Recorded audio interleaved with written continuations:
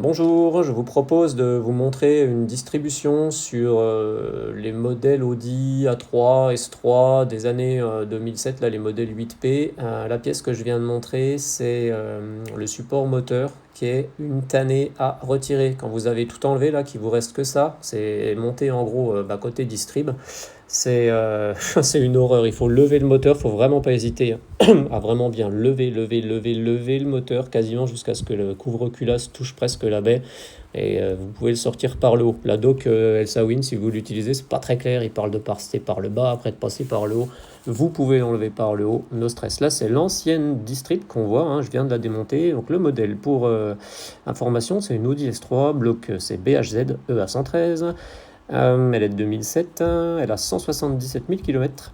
La distrib avait été changée à 50 000 km, si j'en crois le petit autocollant qui était sur le capot, en 2010. Donc voilà, hein, c'est une distrib qui a 16 ans, qui a 120 000 km, qui est d'origine. Hein, c'est une courroie Audi, elle est les petites marques dessus, je ne sais plus où. C'est une distrib qui est simple à faire. Il n'y a qu'un seul arbre à cam qui est entraîné par la distrib. Il n'y a pas de pige sur ce moteur. C'est très étrange ce que je suis en train de dire pour moi qui est bricoleur mécano-amateur, on va dire. Il n'y a pas de pige sur ce moteur.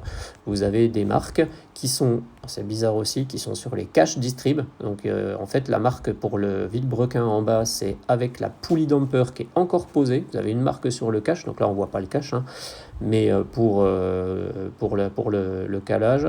Et au-dessus, vous avez en fait, après le cache distrib, il y en a un deuxième qui est derrière la poulie. Je vous le montrerai après. Et pareil, il y a une petite marque. C'est facile à caler au point Moreau.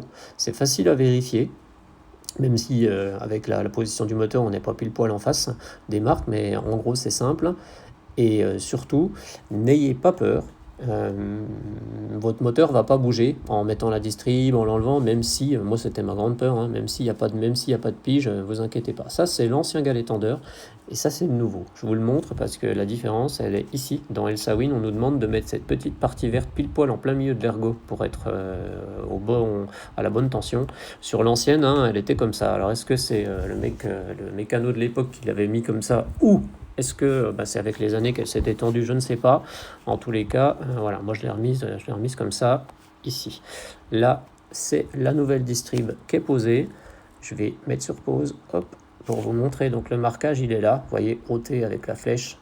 Et là, il y a une petite marque au marqueur blanc, mais juste derrière, là, elle est en plein milieu de l'écran. La petite traînée horizontale que vous voyez, c'est une dent qui est marquée sur la poulie. Après, vous pouvez faire des traits, hein. Moi j'en ai fait pour vérifier, j'ai compté les dents, enfin bref, j'ai essayé de faire ça le plus proprement possible, mais c'est simple à faire. Ne vous inquiétez pas, vous pouvez y aller vraiment les yeux fermés. Petite particularité pour le goujon qui est sur le galet tendeur. Moi j'ai reçu dans mon kit distrib un goujon neuf que j'ai voulu changer, alors que la procédure Elsa Win, la doc officielle, n'en parle pas. Et ben franchement, je ne le referai pas. C'était pas compliqué à enlever, mais par contre, en remettant le nouveau, j'ai fait une connerie, je l'ai trop serré. Bref, il s'est un peu tordu. Donc j'ai remis l'ancien. Bon, voilà, changez-le, mais ça a vos risques et périls, en gros, si vous l'avez dans le kit distrib. Moi, je le changerai pas si vous le sentez en forme. Là, je vais passer sous le bloc pour vous montrer, mais au niveau du vilebrequin, c'est vachement simple, hein. Vous faites, hop, vous faites vos marques. Vous les faites où vous voulez, moi j'en avais fait plusieurs, pour être sûr et certain de ne pas faire de bêtises. La doc Elsa Win, vous n'êtes pas forcément, il vous parle d'une petite marque quelque part, mais faites vos marques à vous-même. Voilà, vous mettez votre distrib en place, je l'avais calé avec un petit bout de carton en bas pour pouvoir passer partout au-dessus. Le dernier truc que j'ai passé, c'est le galet fou, que celui du haut. Et puis après, ma foi, la pompe à eau, vous la changez. Les vis, c'est 10 newtons, je crois. Les vis des galets fous, il y en a une c'est du 12, d'autres c'est du 13. En newton, je crois que c'est 20 et 25 newton mètres. Si vous avez besoin des couples, n'hésitez surtout pas à me demander. Là, je vais remontrer en bas. Là, j'allais faire mes tours moteurs et j'ai refait une vidéo parce que j'avais remarqué différemment le vilebrequin. J'avais mis gauche, droite, haut pour être vraiment sûr. J'avais fait des marques sur le carter, j'avais fait sur la partie alu qui est fixe. Et voilà. Donc si vous avez besoin d'infos, n'hésitez surtout pas à me demander. Moi j'ai déposé toute cette distrib pour ensuite la changer et puis aller après de l'autre côté du moteur changer la chaîne de distrib qui entraîne le deuxième arbre à cam avec un déphaseur. Ça s'est mal passé, j'ai dû percer, ça abîmer le filetage de l'arbre à cam. Enfin bref, si vous avez besoin d'infos, n'hésitez pas à me demander. Au revoir.